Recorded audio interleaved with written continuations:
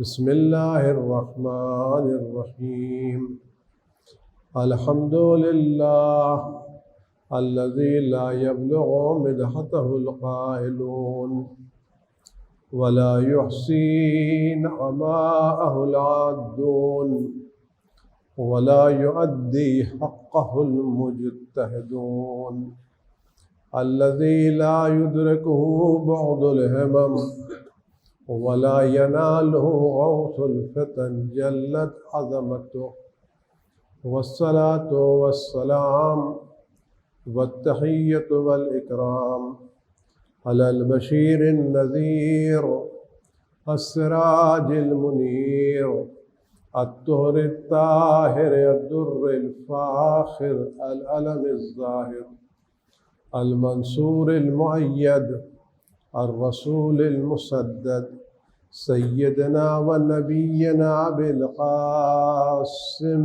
محمد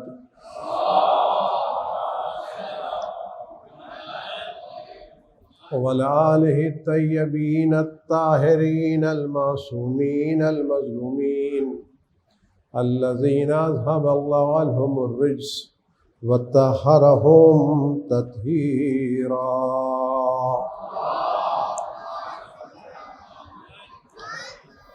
سيما على بقية الله في العالمين وخاتم أئمة المعصومين الكهف الحسين وغياث المستر المستكين ملجأ الهاربين وعصمة المعتصمين أرواحنا وأرواح العالمين لتراب مقدمه فداه عجل الله تعالى فرجه الشريف واللعنة الدائمة الباقية على أعدائهم وقتلتهم وغاصب حقوقهم أجمعين.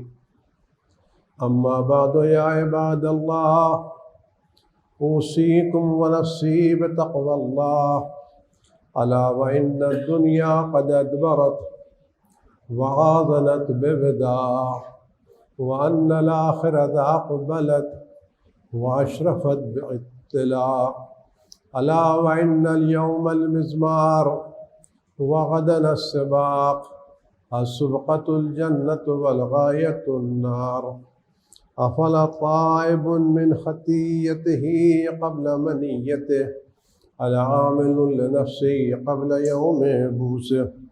حضرات گرامی، 15 شعبان کی آمد ہے اور خدا بند عالم نے اس رات کو شب قدر کے بعد سب سے عظیم رات قرار دیا گیا ہے. یہ شب نیم شعبان محمد اور آل محمد علیہ السلام کے لیے شب قدر کا درجہ رکھتی ہے، اور اس رات میں سید الشہداء حضرت امام حسین علیہ السلام کی زیارت مستحب ہے. اور روایت کا جملہ بڑا عظیم ہے کہ جو شخص 15 شعبان کی رات کو قبر مبارک امام حسین علیہ السلام کی زیارت کو جائے گا، اس سے 1,24,000 انبیاء مصافحہ کریں گے. زائر انبیاء سے مصافحہ نہیں کرے گا، 1,24,000 انبیاء اس زائر کے ہاتھوں پہ مصافحہ کریں گے، کیونکہ اس رات خدا بند عالم نے وہ امام عطا کیا ہے جو اس وقت ہمارے مذہب کی حقانیت کی دلیل ہے. حضرت رسول خدا صلی اللہ علیہ وآلہ وسلم کی روایت ہے جس کو تمام علماء نے قبول فرمایا ہے، اور وہ روایت یہ ہے کہ میں تمہارے درمیان 2 گراں قدر چیزیں چھوڑے جا رہا ہوں، ایک قرآن اور ایک میرے اہل بیت. جو ان سے متمسک رہے گا وہ کبھی گمراہ نہیں ہوگا۔ یقیناً اہل بیت میں حضرت امام جعفر صادق علیہ السلام شامل ہیں۔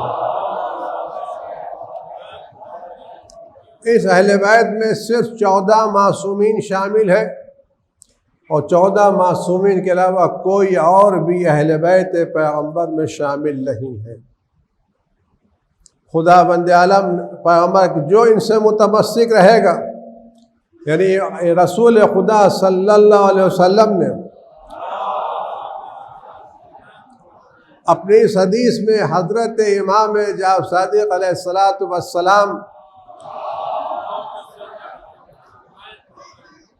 کہ باقی جو ان کی روایتوں سے متمسک رہے گا، جو امام صادق کی باتوں پر عمل کرے گا، وہی گمراہیوں سے نجات پائے گا۔ تو خدا بند عالم نے پیغمبر کے ذریعے اہل بیت سے تمسک کرنا ہمارے لیے لازم و ضروری قرار دیا ہے۔ امام جعفر صادق علیہ السلام کی روایت ہے، سورہ بنی اسرائیل کی آیت نمبر 71 کے سلسلے میں، یوم ندعو کل اناس بامامہم، جب میدان قیامت میں ہم تمام لوگوں کو ان کے امام کے ساتھ بلائیں گے۔ میدان قیامت میں جو جائے گا، خدا اس کو امام کے ساتھ بلائے گا جس امام کی امامت کا وہ عقیدہ رکھتا ہوگا۔ اس آیت کے ذیل امام فرماتے ہیں، الا تحمدون، کیا تم اللہ کی حمد و ثنا نہیں کرتے؟ اذا کان یوم قیامت کے دن آئے گا، فدعا کل قوم الی من یتولونہ، تو خدا بند عالم ہر قوم کو اس کے ساتھ بلائے گا جس کی ولایت کو وہ قبول کرتے تھے۔ اس کا جو فرماتے ہیں، وَفَزَعْنَا إِلَىٰ رَسُولِ اللَّهِ صلی اللہ علیہ وآلہ وسلم، اس جملے پر غور کریں اور خدا کی اس نعمت پر شکر خدا ادا کریں۔ جب سب لوگ ادھر ادھر بھاگ رہے ہوں گے میدان قیامت میں، تو ہم لوگ حضرت رسول خدا کی بارگاہ میں پناہ لیں گے، اور ہم سب رسول خدا کے ساتھ جمع ہوں گے۔ وَفُزْتُمْ إِلَيْنَا، اور تم ہماری پناہ میں ہوں گے۔ میدان قیامت میں ہم رسول خدا کی پناہ میں ہوں گے اور تم ہماری پناہ میں ہوں گے۔ اینا ترون، دیکھو تمہیں کہاں لوگ لے کے جاتے ہیں، سب لوگ ادھر ادھر بھٹک رہے ہوں گے، ہم رسول خدا کی پناہ میں ہوں گے، تم ہماری پناہ میں ہوں گے۔ دیکھو تمہیں لوگ کدھر لے فرماتے ہیں، الی الجنت ورب الکعبہ، امام نے 3 بار جو ہمارے پاس ہوگے، ہم تمہیں خدا کی قسم، خانہ کعبہ کی قسم، ہم تم کو جنت کی طرف لے کر کے جائیں گے۔ یعنی اس وقت جو شخص امام وقت کی امامت کا قائل ہے، وہی یہ حق رکھتا ہے کہ وہ جنت میں جانے کا خواب دیکھ سکے۔ اس کے بعد امام جعفر صادق علیہ السلام کی روایت ہے،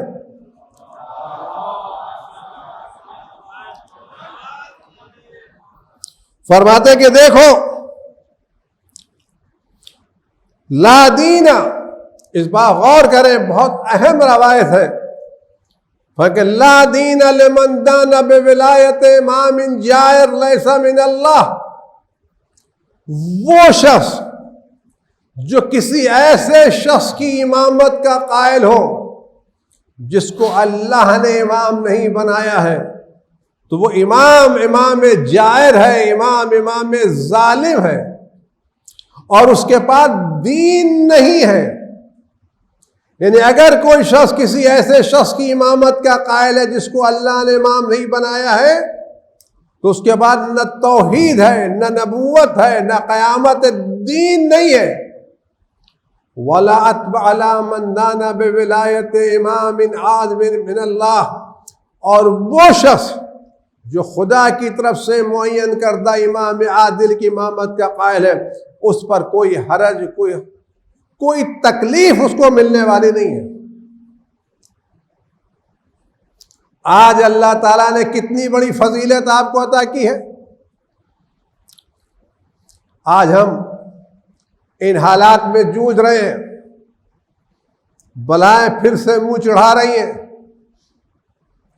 تعداد بڑھ رہی ہے، لیکن دنیا میں اکیلے ہم ہیں جو ایک مستحکم پناہ گاہ رکھتے ہیں، جو اپنے سر پر امام رکھتے ہیں، مہربان رکھتے ہیں، صاحب اختیار رکھتے ہیں، جس کو اللہ نے طاقت دی ہے کہ ایک پلکوں کی جنبش سے ساری بلاؤں کو دور کر سکتا ہے۔ اس وقت پوری دنیا یتیم ہے، کسی کے پاس کوئی پناہ گاہ نہیں ہے، کسی کی فریاد کو آنے والا کوئی نہیں ہے، لیکن اکیلے ہم ہیں جو اس وقت امام معصوم اور امام زندہ رکھتے ہیں۔ وہ امام جو ہمارے درمیان ہے، جو ہمارے حق میں مہربان ہے، جو اپنی دعاؤں میں ہمارے لیے دعا کرتے ہیں، جو اپنے قنوت میں ہمارے لیے استغفار کرتے ہیں، جو ہمیں بلاؤں سے محفوظ رکھتے ہیں، ایسا امام عظیم کہ دنیا کی کسی بھی قوم کے پاس نہیں ہے۔ یہ صرف اکیلے ہم ہیں، اور یہ ہمارے مذہب کی حقانیت کی دلیل ہے کہ اس وقت ساری دنیا کے لوگ بغیر امام کے ہیں، اکیلے ہم ہیں جو امام معصوم رکھتے ہیں، اللہ کی طرف سے معین کردہ امام رکھتے ہیں۔ اس کے پیغمبر اکرم صلی اللہ علیہ وآلہ وسلم نے فرمایا،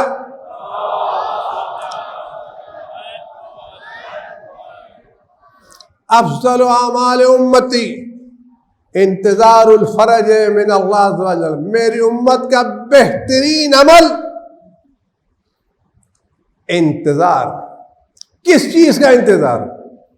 سختیوں کا نہیں، پریشانیوں کا نہیں، مصیبتوں کا نہیں، بلکہ اس یقین کا انتظار کہ یہ بلائیں دور ہوں گی، یہ سختیوں کے بادل چھٹیں گے، یہ بیماریاں کافور ہوں گی، یہ ظلم و جور کا سلسلہ ختم ہوگا۔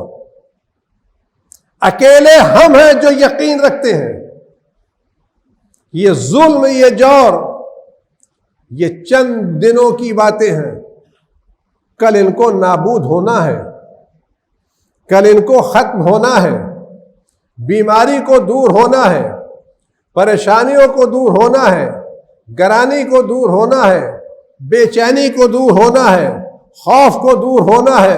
اس دنیا کو ایک دن بدلنا ہے، یقیناً بدلے گی، اور کون بدلے گا؟ کوئی اور نہیں، زہرا کا لال حضرت حجت ابن الحسن عسکری صلوات اللہ سلام علیہ۔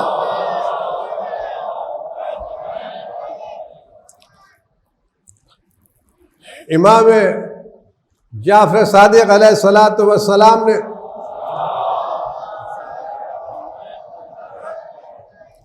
اپنے عظیم صحابی جناب ابو بصیر سے فرمایا، کیا میں تمہیں وہ باتیں نہ بتاؤں کہ جس کے بغیر خدا بند عالم کو ایک عمل بھی قبول نہیں کرے گا؟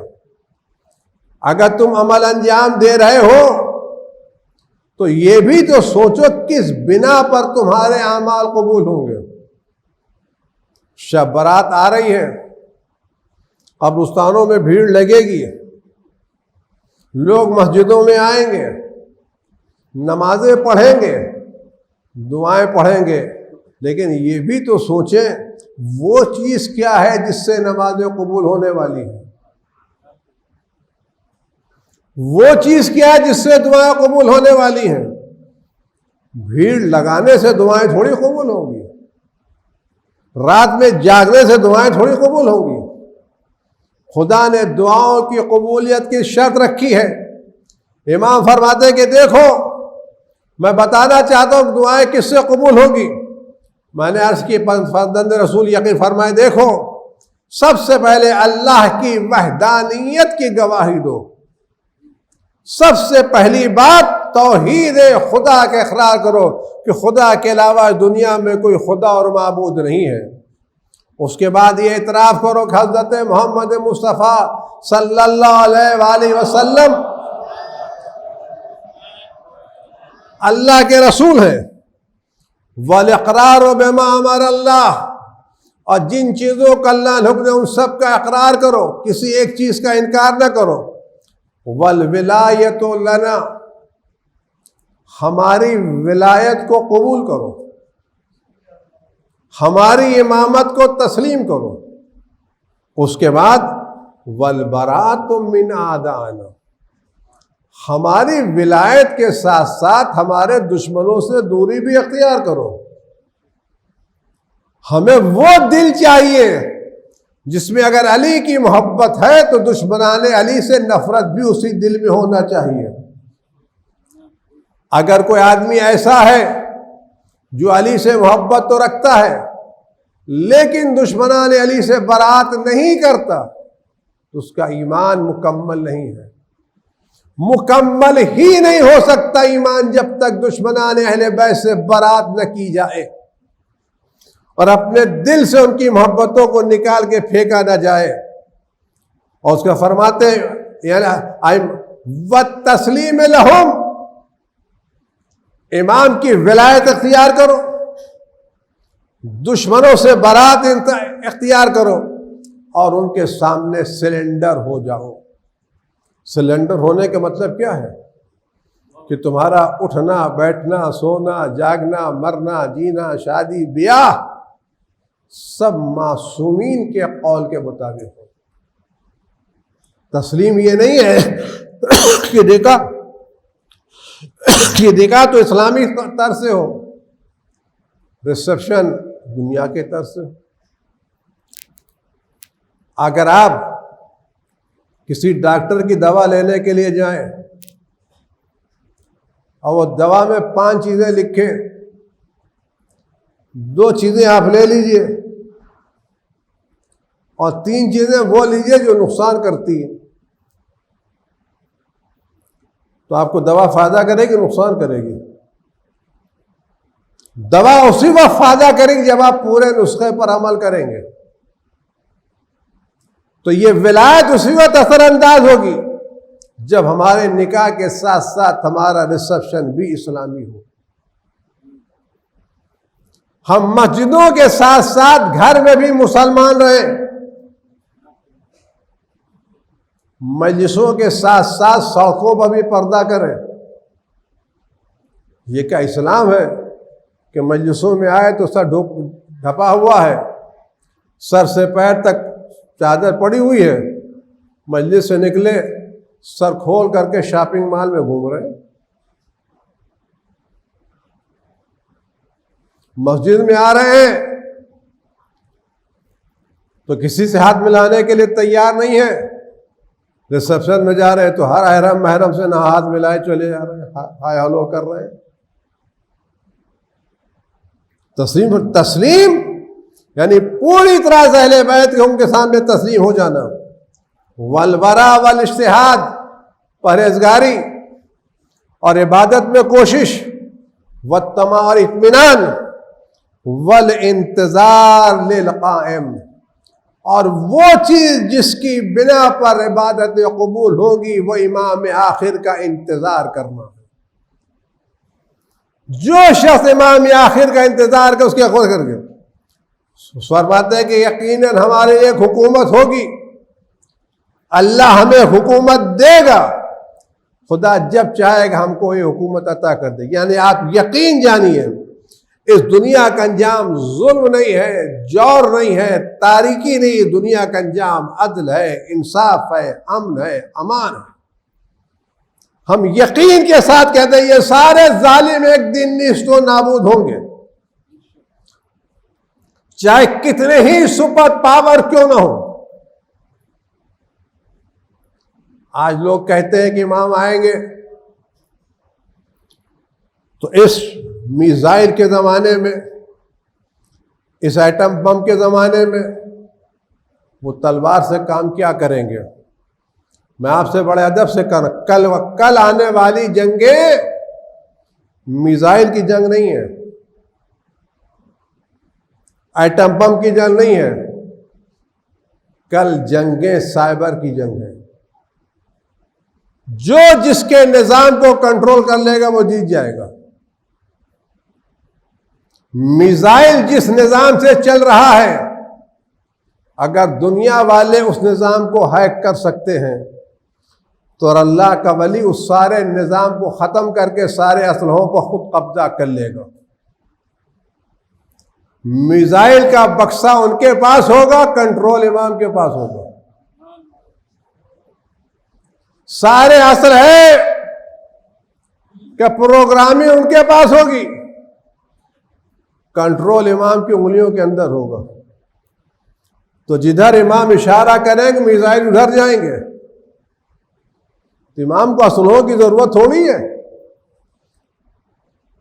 ایک ذرا سا آپ سسٹم پر قابو پا لیجیے۔ دیکھیے کیسا نظام درہم و برہم ہوتا۔ ابھی آپ نے کچھ دنوں پہلے اخباروں میں یہ رپورٹ پڑھی ہوگی کہ بمبئی میں جو بجلی گئی تھی، یہ پاور ہاؤس فیل نہیں ہوا تھا، کسی نے ہمارے کمپیوٹرائز سسٹم کو ہیک کر لیا تھا۔ تو اگر دنیا والے ہیک کر کے تاریکی پھیلا سکتے ہیں تو اللہ والا جب چاہے جہاں کنٹرول کر لے، کون اس کو روک سکتا ہے؟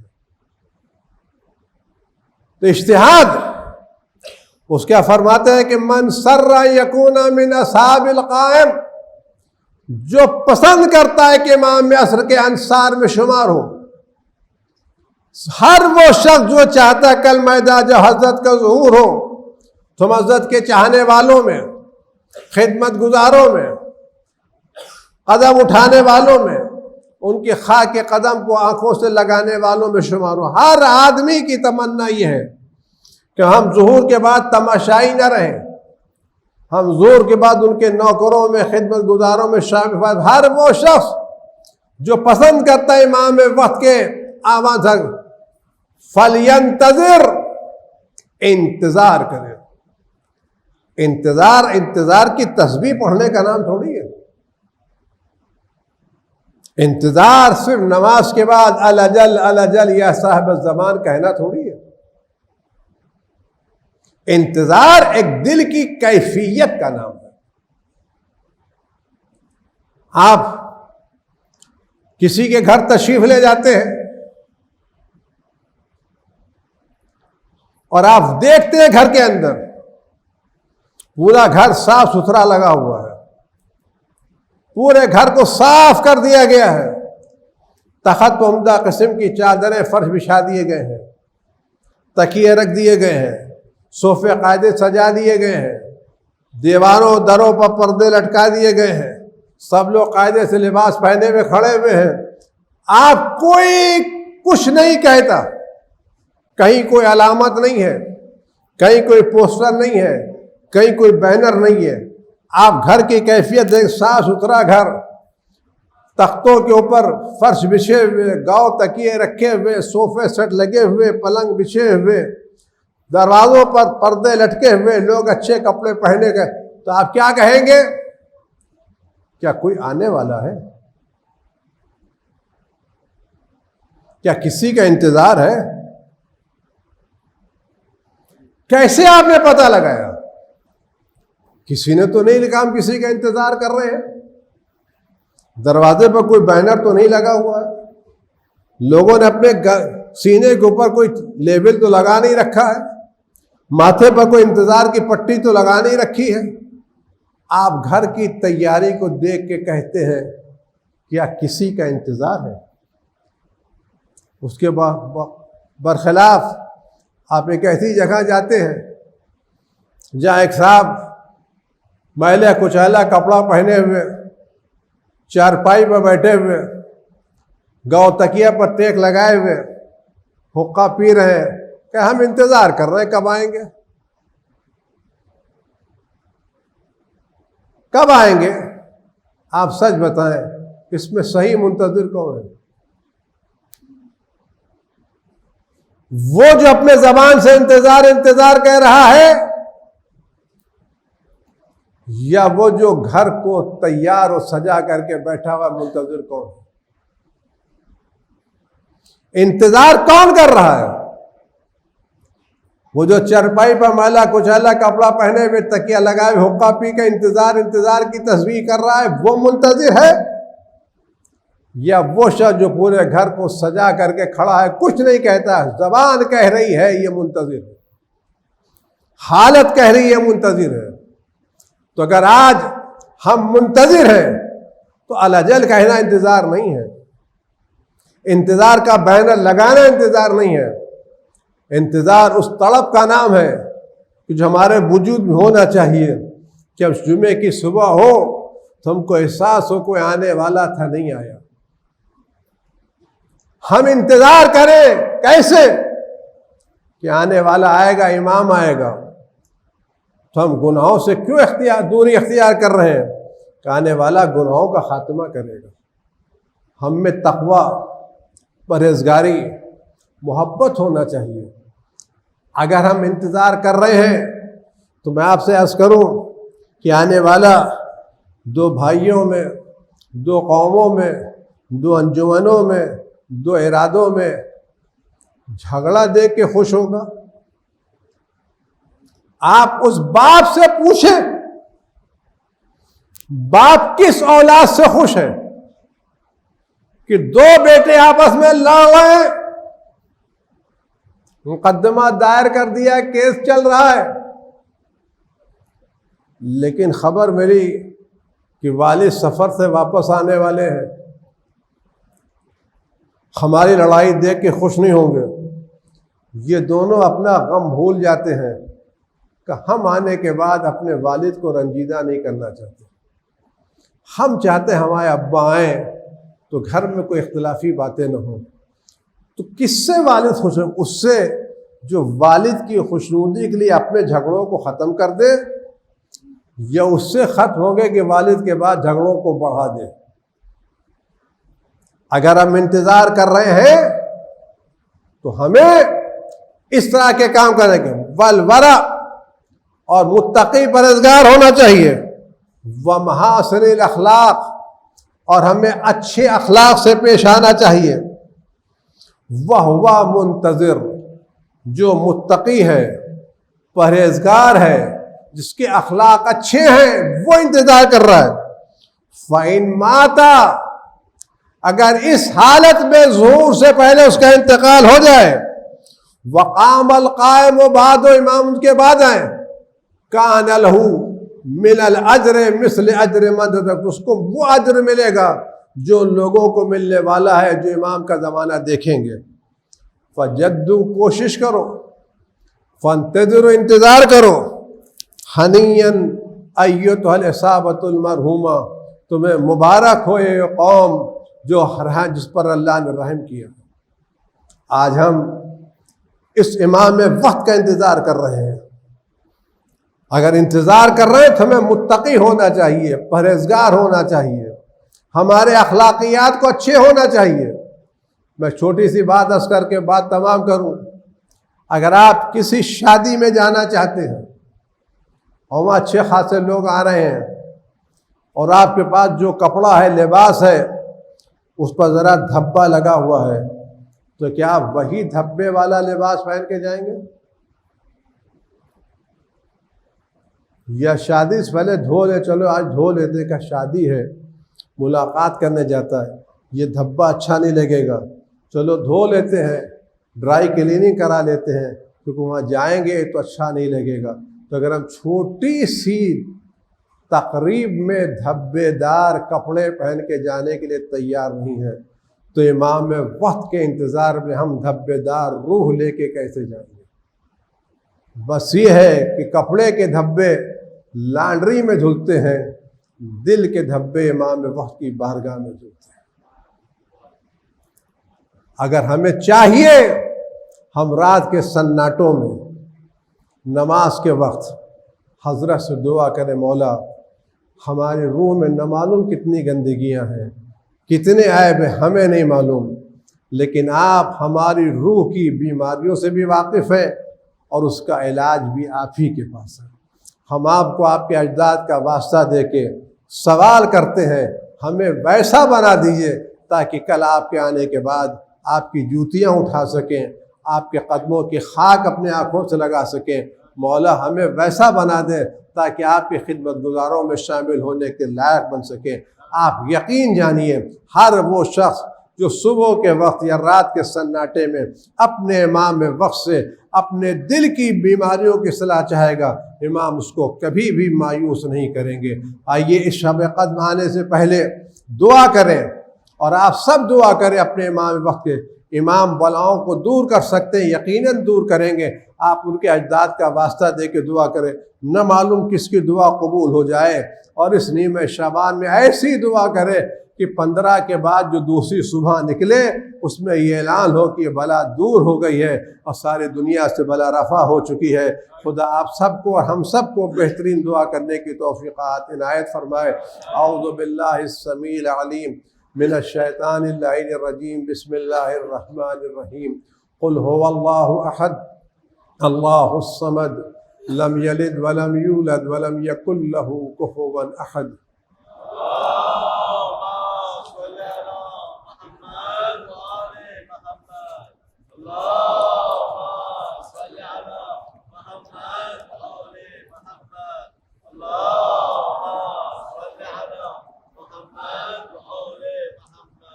اعوذ باللہ السمیع العلیم من الشیطان الرجیم، بسم اللہ الرحمن الرحیم۔ الحمد للہ رب العالمین، والصلاة والسلام علی اشرف الانبیاء والمرسلین، سیدنا و نبینا ابی القاسم محمد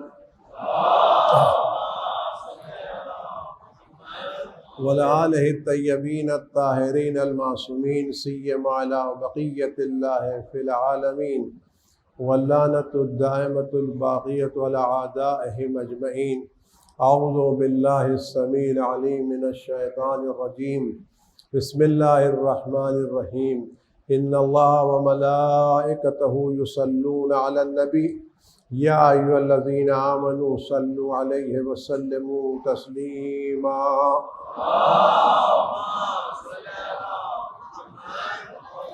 اللہم صل علی سیدنا و نبینا و شفیع ذنوبنا و طبیب قلوبنا ابی القاسم محمد۔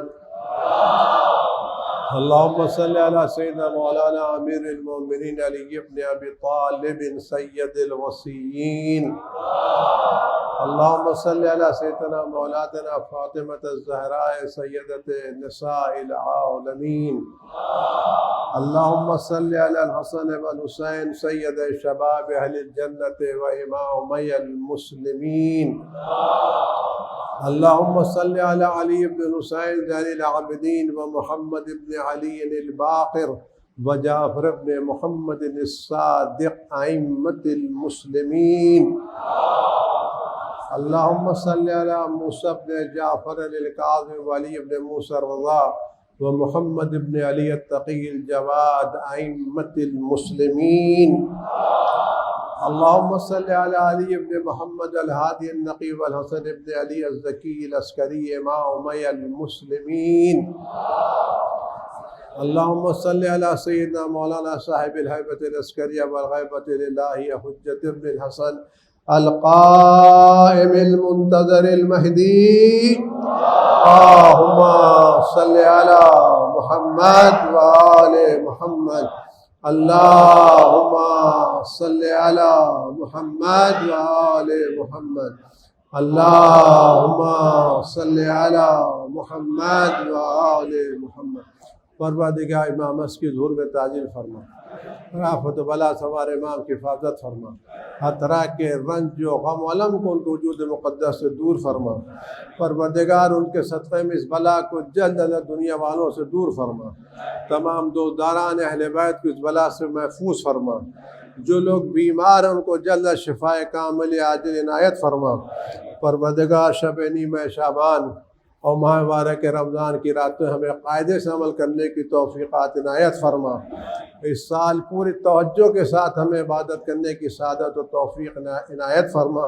قلب مقدس امام زمان ہم سے راضی و خوشنود فرما۔ اعوذ باللہ السمیع العلیم من الشیطان الرجیم، بسم اللہ الرحمن الرحیم۔ والعصر ان الانسان لفی خسر الا الذین آمنوا وعملوا الصالحات وتواصوا بالحق وتواصوا بالصبر۔ امام کی سلامتی کے لیے، تمام بیماروں کی شفا کے لیے، اس بلا کو جلد از جلد دور ہونے کے لیے، اور ہمارے نوجوانوں کی ترقی و تکامل کے لیے، بسم اللہ الرحمن الرحیم۔